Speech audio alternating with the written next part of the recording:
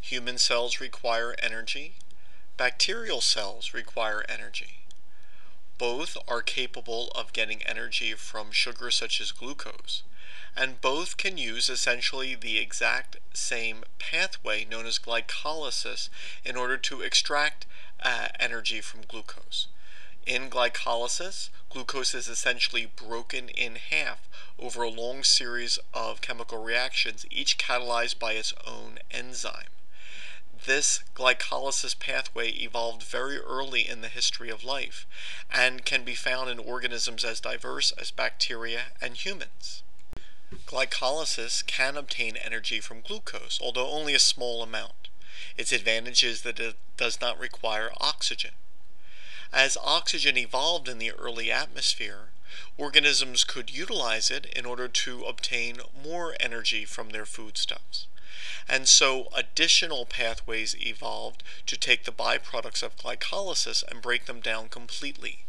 First, in the Krebs cycle, in which the breakdown products of glucose were added to a starter molecule, which over a series of reactions returned then to the starter molecule.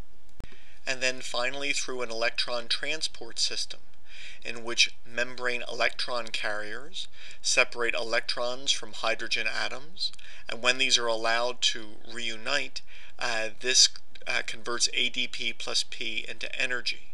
Together, these steps are known as cell respiration, and they can occur in all eukaryotes and even in some bacteria, which are capable of obtaining energy in just the same way as human cells.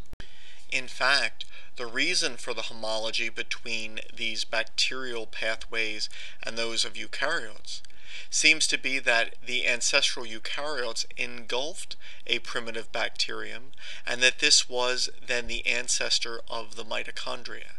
So the reason that the mitochondria of eukaryotic cells, which look and act like bacteria, including with their own chromosomes, is that they are the descendants of bacteria which were engulfed by primitive eukaryotic cells.